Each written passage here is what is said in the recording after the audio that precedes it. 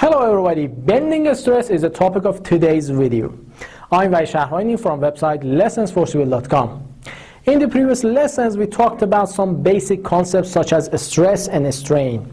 So please make sure you have watched the previous lessons very carefully to get ready for lesson number 5 that is a bit more complex.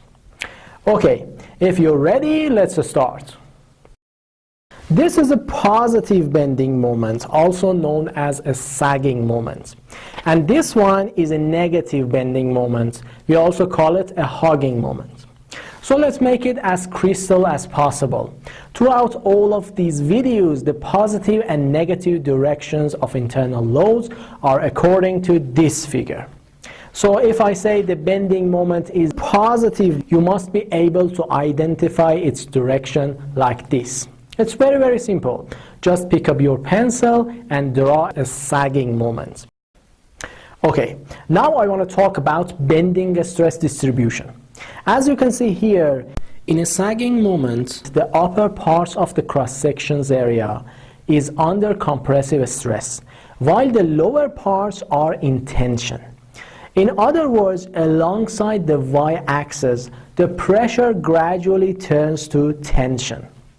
So definitely in some area of the cross-section, the amount of stress is going to be 0. This blue line indicates the location of zero stress area. And this line is called neutral axis. The amount of bending stress at each point of cross-section is equal to my over I. In this equation, m is the amount of bending moment, y is the distance from neutral zone, and I is the moment of inertia. The area moment of inertia about x-axis is the area integral of y squared dA. This is the general formula, and for simple cross-sections such as rectangular or circular cross-sections, we can simply learn them by heart according to this table.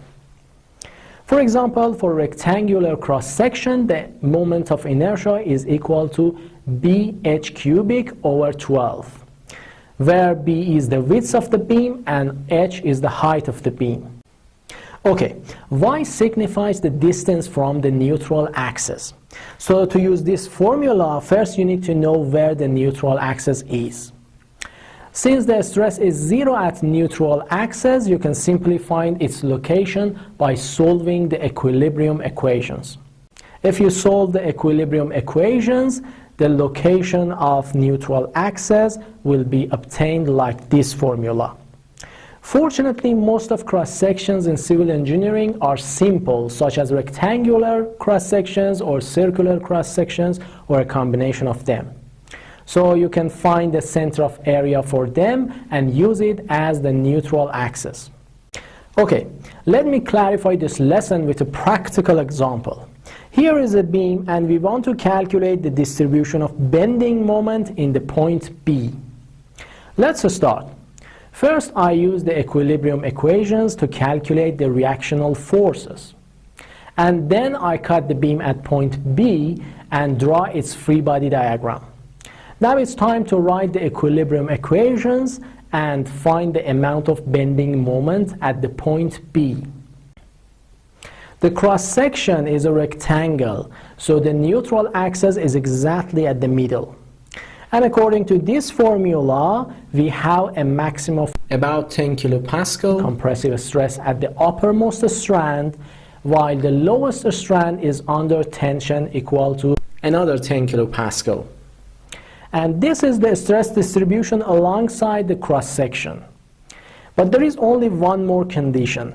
This stress distribution is correct, provided that the material remains elastic. Now I think we can call it a day.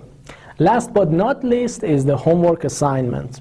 So download the PDF version of the question and send your answers to lessonsforcivil.com. Don't forget to like and share the video and subscribe our YouTube channel to see more videos. I'm Untitled, and in the next lesson I will talk about torsional stress. So until then, have a good time.